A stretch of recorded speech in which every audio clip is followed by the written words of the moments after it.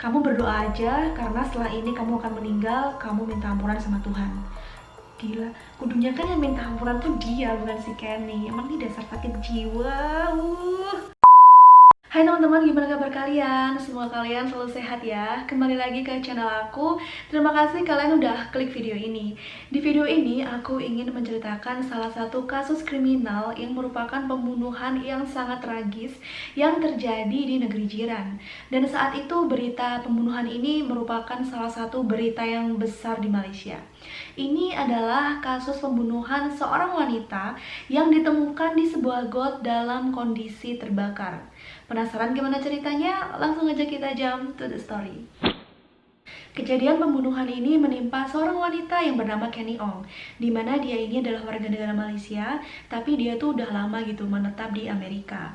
Nah, di tahun 2003, Kenny memutuskan kembali ke Malaysia untuk merawat dan menemani ayahnya yang saat itu didiagnosis penyakit kanker. Setelah ayahnya selesai operasi dan kondisinya udah stabil, Kenny memutuskan untuk kembali ke Amerika. Tapi sehari sebelum kembalinya dia ke Amerika, dia dilaporkan menghilang. Dan beberapa hari setelah itu, mayatnya ditemukan di sebuah got dalam kondisi yang mengenaskan. Oke, sebelum aku lanjut ke kronologinya, aku ingin jelasin ke kalian sedikit tentang biografi Kenny Ong. Kenny Ong Lai Kian lahir pada tanggal 18 Juli 1974 di Ipoh, Malaysia. Ayahnya bernama Ong Beijing, ibunya bernama Perli Viswanathan Ong, dan dia mempunyai satu saudara perempuan bernama Elsie Ong. Kenny menempuh pendidikan di Universitas California di San Diego, dan setelah lulus kuliah, Kenny bekerja sebagai IT analis di sebuah perusahaan. Dan dia juga menikah dengan warga negara Amerika bernama Brandon Ong. Pada tahun 2003, Kenny mendengar kabar dari keluarganya kalau ayahnya ini menderita penyakit kanker dan harus segera dioperasi. Kemudian Kenny memutuskan untuk kembali ke Malaysia, tapi saat itu suaminya tidak ikut karena suaminya terkendala pekerjaan. Selama di Malaysia, hari-hari Kenny ini dihabiskan untuk merawat dan menemani ayahnya, hingga pada suatu hari operasi ayahnya itu berhasil dan kondisi ayahnya itu udah stabil. Jadi Kenny ini memutuskan untuk kembali ke Amerika. Pada tanggal 13 Juni tahun 2003, sehari sebelum keberangkatannya ke Amerika, Kenny ini mengadakan makan malam perpisahan bersama teman-teman dekatnya, ibunya, dan adiknya di sebuah restoran di dalam Bangsar Shopping Mall Kuala Lumpur. Nah, saat berangkat, Kenny ini satu mobil dengan ibunya. Karena mereka keburu-buru, mereka akhirnya mencari parkir, di mana tempat parkirnya itu menurut ibu Kenny agak mengerikan karena benar-benar gelap, nggak ada lampunya. Tapi karena mereka keburu-buru, mereka tuh nggak sempat nyari tempat parkir yang lebih terang. Nah, saat mereka mulai jalan nih masuk ke mall, Kenny ini inget kalau tiket parkirnya masih ketinggalan di mobil. Sebenarnya dia tuh pengen ngambil gitu loh, tapi karena dia nggak enak sama teman-temannya, akhirnya dia bilang ke ibunya kalau misalnya dia ngambilnya nanti aja setelah makan malam. The place a bit dark. And I also remarked to Kenny, I said, how come the place is so dark? Halfway, she suddenly turned around and told me that she has forgotten the ticket in the car. But I don't know what made her change her mind. So, she said, never mind, I'll go down and get it myself after the dinner. Nah, jadi di sini aku jelasin sedikit perbedaan pembayaran parkir di Malaysia dan di Indonesia. Jadi kalau misalnya di Malaysia itu kita punya tiket parkir, di mana tiket parkir ini nanti akan kita bayarkan di sebuah mesin, namanya kalau nggak salah AutoPay. Nah, dari pembayaran itu nanti kita akan terima kayak kertas gitu, itu adalah bukti pembayaran kita. Nanti yang dipakai untuk keluar dari mall itu adalah kertas yang keluar dari mesin ini tadi. Nah, biasanya letak mesin AutoPay ini sama parkiran mobil kita kadang ada yang jauh, kadang ada yang deket, tergantung kita parkirnya di mana. Nah, kalau menurut sepemahaman aku dari cerita ini, otomatis letak mobil Kenny Ong ini tuh jauh dari mesin AutoPay. Jadi harus bolak-balik gitu kalau misalnya dia nggak bawa tiket parkirnya ini. Kenny ini ngerasa seneng banget saat mereka makan malam bersama karena selain ayahnya udah stabil kondisinya, besok dia mau terbang ke Amerika dan ketemu suaminya. Di tengah makan malam itu, saat mereka lagi ngobrol, Kenny tuh ngelihat kalau mamanya itu agak ngantuk, capek. Sehingga Kenny ini bilang gitu ke mamanya, "Mah, gimana kalau mama tuh pulang aja sama adik, nanti aku kalau pulang diantar sama teman-teman karena aku masih pengen di sini sama teman-teman." Terus mamanya bilang iya. Nah, akhirnya Kenny, adiknya, dan mamanya ini turun ke parkiran. Kemudian mereka antri di mesin autopay tadi. Nah, Kenny ini inget, oh iya kan tiketnya ketinggalan di mobil. Akhirnya Kenny bilang ke mamanya sama adiknya, "Mama sama adik nunggu di sini aja ya, aku kembali ke mobil, aku ambil tiketnya, aku cepet-cepet kok." Setelah 20 menit menunggu di depan mesin autopay itu, Kenny ini nggak muncul-muncul, nggak dateng-dateng. Ditelepon lah sama adiknya, tapi nggak diangkat. Mamanya kemudian telepon dia juga, nggak diangkat juga. Akhirnya mereka berdua ini khawatir. Kemudian mereka memutuskan untuk jalan ke tempat parkir mobil mereka. Tapi apa yang mereka dapatkan? Mobil mereka lenyap dan Kenny juga nggak ada di sana. Akhirnya mereka berdua langsung lari ke restoran di mana teman-teman Kenny ini nunggu. Nah, setelah itu mereka nelpon Kenny lagi berkali-kali, tapi saat itu HP-nya udah nggak aktif. Firasat mereka semua tuh langsung nggak enak. Akhirnya mereka turun lagi ke parkiran. Mereka menemui petugas parkir yang jaga di sana dan memohon izin untuk melihat CCTV. Dari hasil rekaman CCTV yang mereka lihat, mobil milik mamanya Kenny ini udah keluar parkiran, tapi yang mengendarai bukan Kenny, melainkan seorang laki-laki, dan di sebelah laki-laki itu adalah seorang wanita yang diduga itu adalah Kenny. Dan kondisi wanita itu dalam mobil tuh kayak meringkuk gitu. Melihat hal itu, mamanya Kenny langsung lapor ke polisi dengan dugaan perampokan dan penculikan. Mamanya Kenny langsung menghubungi suami Kenny, yaitu Brandon di Amerika, dan Brandon ini benar-benar ngerasa marah, khawatir, dan shock kok bisa kejadian hal seperti itu di Kenny. Dan di malam itu juga, mamanya Kenny, adiknya Kenny, dan teman-temannya Kenny tuh keliling-keliling gitu sambil nyariin Kenny hingga pukul 4 pagi, tapi mereka tetap tidak menemukan Kenny. Pada tanggal 15 Juni 2003, 3 hari setelah hilangnya Kenny, gak ada kabar sama sekali mengenai keberadaan Kenny. Akhirnya orang tua Kenny ini menghubungi media dan melakukan semacam konferensi pers agar siapapun yang menculik Kenny untuk mengembalikan anaknya dalam kondisi selamat. Nah, karena konferensi pers ini, akhirnya berita tentang hilangnya Kenny menyebar ke seluruh penjuru Malaysia.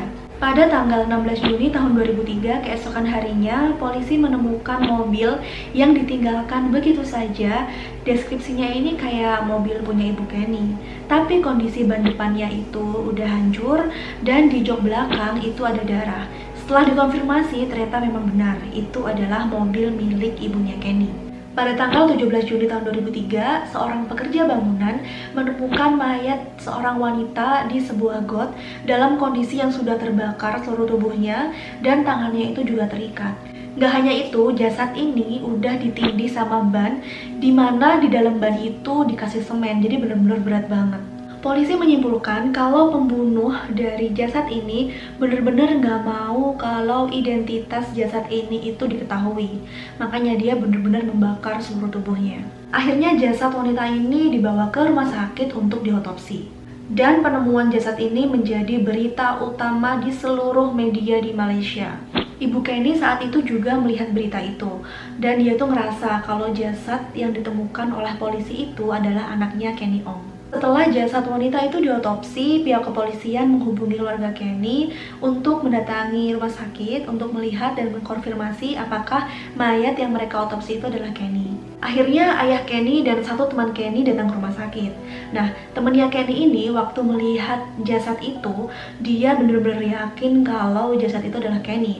Karena di jasad itu memakai celana jeans, di mana itu adalah celana jeans milik temannya Kenny yang Kenny pinjam sehari sebelum acara makan malam.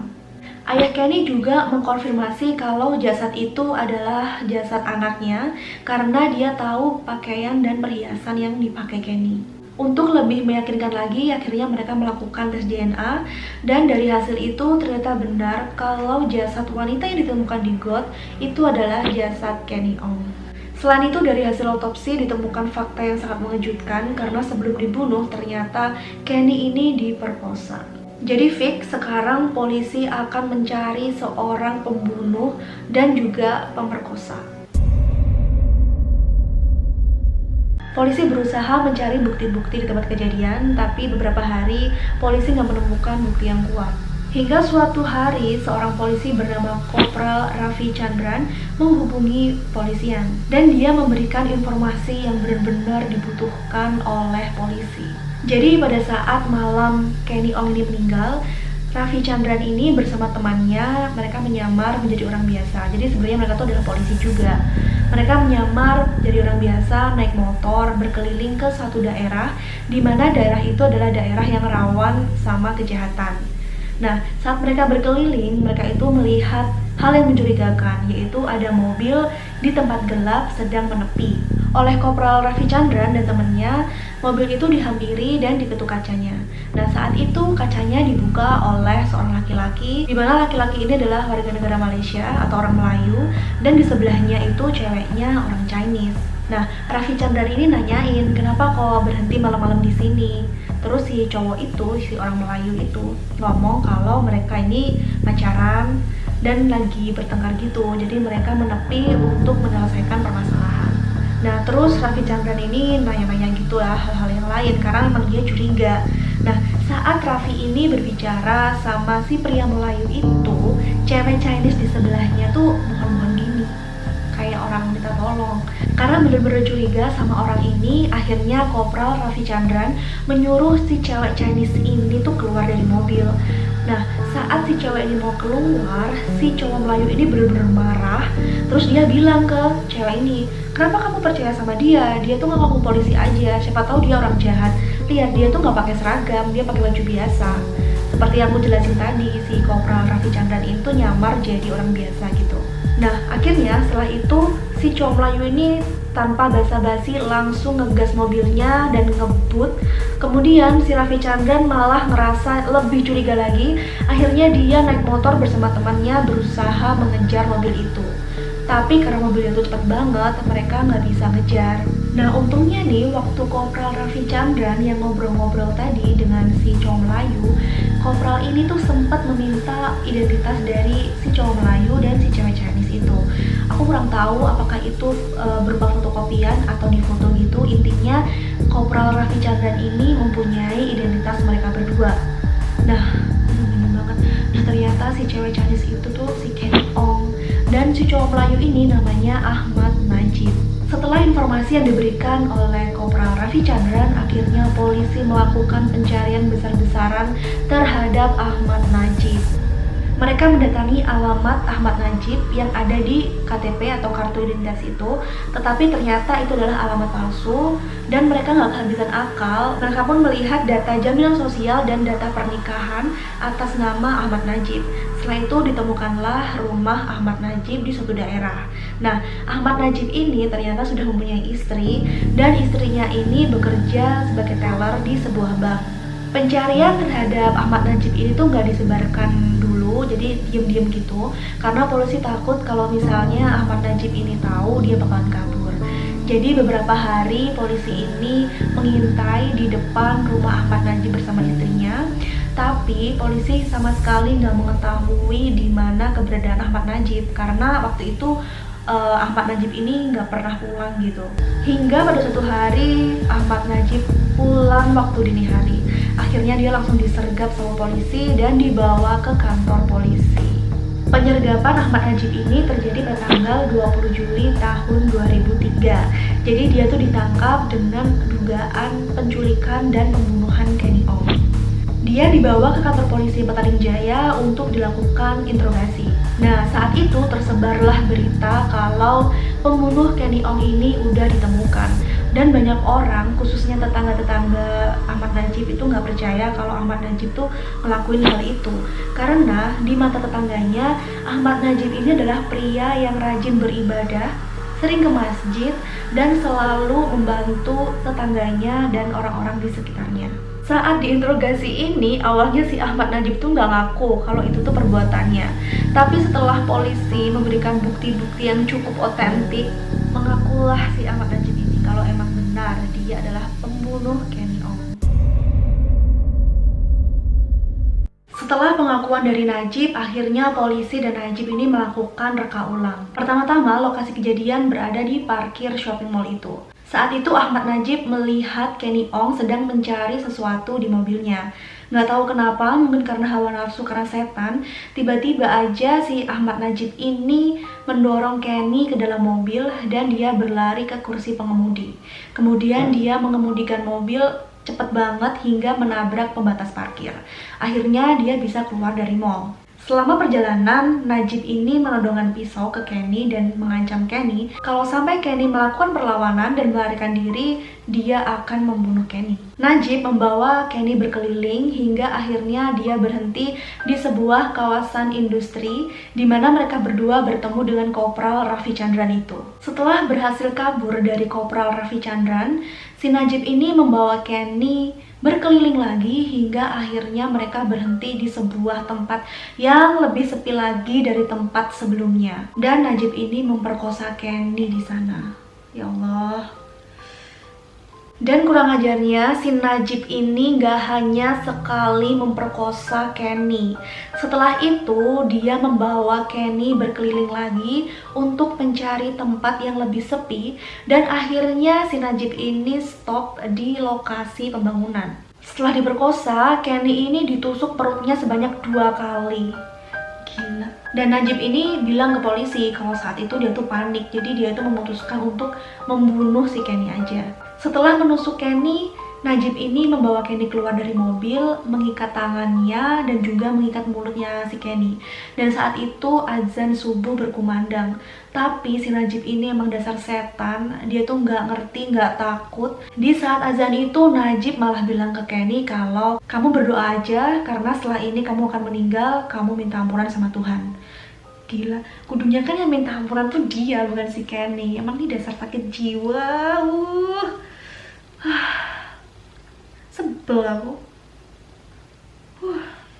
Kemudian setelah itu Najib membuang Kenny ke got dan ditinggal begitu aja. Nah, diduga saat itu Kenny ini sudah meninggal karena kan dari luka tusuknya itu Kenny udah kehabisan darah. Malam harinya Najib kembali lagi ke tempat itu, membawa bensin dan membakar jasad Kenny.